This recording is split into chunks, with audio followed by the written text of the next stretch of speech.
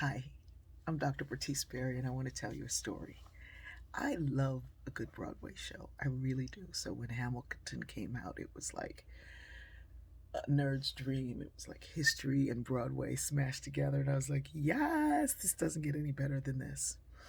Anyway, I'd seen the show, but I told myself I was definitely going again. I was here in Savannah and I was leaving probably in a week or two to Chicago. And by this time, the traveling show was there. So I said, "Ooh, I'll go and see it there." So we were in this restaurant that I'd never been in before, but it was really good. It was, fresh, farm to table, casual dining, but everything was made to order and really, really fresh, and one of my favorite places. Anyway, Fatima has on her Hamilton t shirt. And this waitress, Emma, comes bouncing over and she's like, "Oh my God, I love Hamilton." So Fatima, who's got a theater background, is going through all the play and they're going through it together and they know every song and they're singing parts. And we're just kind of like laughing at them. So then she says, "I actually have a Hamilton tattoo." So she shows us this Hamilton tattoo that's on her leg that's about this big.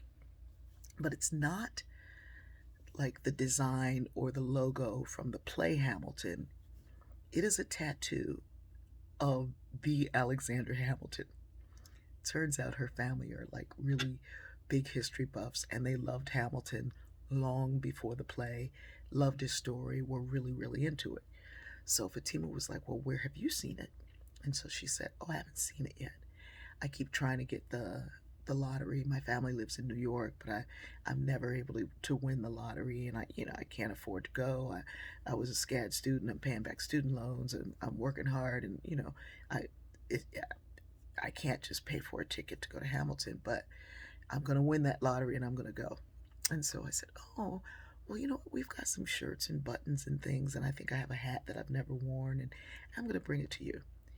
She was like way too happy for a button and a hat and a t-shirt. She's like, "Oh my God, oh my God, I love y'all. I just love y'all. Oh my God." And she and Fatima were exchanging information because she loved doing nails. And Fatima was doing, so there's like, oh. So she walked away to put in our order. And I was like, that is like the saddest consolation prize I've ever heard of. So right in that second, I decided I didn't need to see it again in Chicago. Instead, I would use the money that I was going to use to buy a ticket there, to buy her a ticket. And since her family lived in New York, I'd get a ticket in New York. And, maybe somebody who she knew would get her a plane ticket. And it turns out her father could. But I would get her a ticket in New York. And I went online, I booked it. I looked for 2 weeks out because that would give her time. I did it in the middle of the week because she's a waitress and weekends are heavy. But that would give her some time. So I booked it really quickly and I looked and I was like, how am I finding this great price and this great seat? This is better than the seat that I would have had at a better price. And it was like meant to be. So she comes back to the table and I go, "Hey, we got something for you." So I show it to her on the phone and I said, "We're going to get the physical ticket sent here instead of just the online thing because I want you to have a physical ticket. You don't know us, and I don't want you to think you've been somebody's like teasing you." She started screaming and burst into tears and oh my God. And the owner came over and said, "You have no idea. We have to listen to the Hamilton soundtrack at closing. We have to listen to it before we open. We have to listen to it. You have no idea what you all have done for her." And I was like, "Well, we should be willing to support each other in our dreams." And she was like, "What? What? What?" So we leave the restaurant, and of course, they paid for all of our food, which we hadn't expected. So we leave. Now, I've never told this story before. We leave, and a couple of friends of mine come in, and she's telling them the story. And she goes, "Do you know this woman?" And they're like, "Yeah, she is. That's it. Yep, that's her. Yep, that's her." And so they tell her, actually, she officiated at our wedding. And she's like, "What?"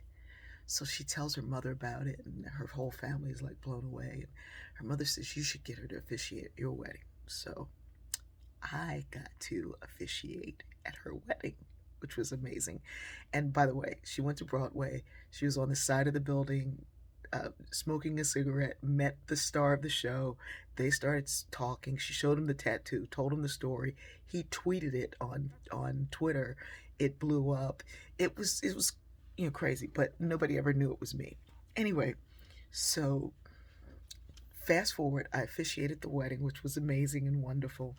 And then, like, maybe a year and a half ago, I'm like posting, I'm somewhere in North Carolina, and I'm like, oh, Rhiannon Giddens, this amazing singer, historian, fiddle player, banjo player, she writer, Guggenheim recipient, like just brilliant scholar, musical scholar.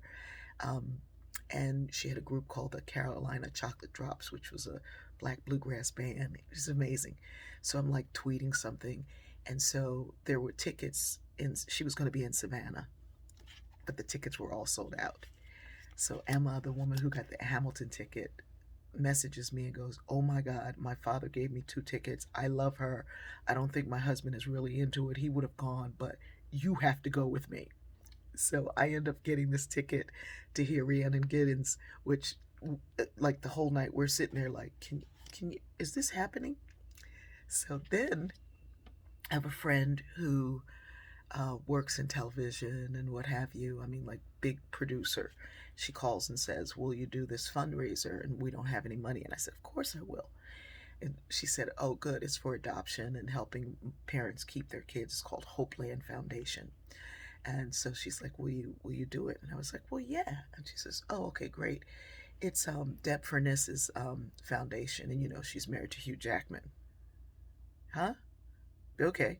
And she said, "And by the way, Kiala Settle from Greatest Showman, the one that sings 'This Is Me,' she's performing that night. And Ari Asfar, who performed Hamilton in Chicago, because by the way, I did go to Chicago.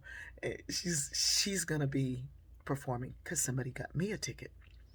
Anyway, so I got to hang out with Ari Asfar, who played Eliza Hamilton, and Kiala Settle, who sang "This Is Me," that big song from Greatest Showman. I got to hang out with them all night.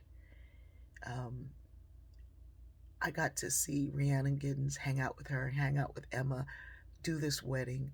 All of these things I think are connected. And we're afraid of connecting and giving and sharing with strangers, putting ourselves out there. But I think some of the most amazing things that have happened in my life have happened because I've been willing to just go, yeah, yeah. I think this is one of those things. Being able to connect with you this way, being able to get up in the morning and share a story. Open your heart, open your mind. Of course, be aware. Don't step into something just because it's there, but just let your heart lead you, because it leads you down a road of beautiful joy, and it leads us back to one another. I love you.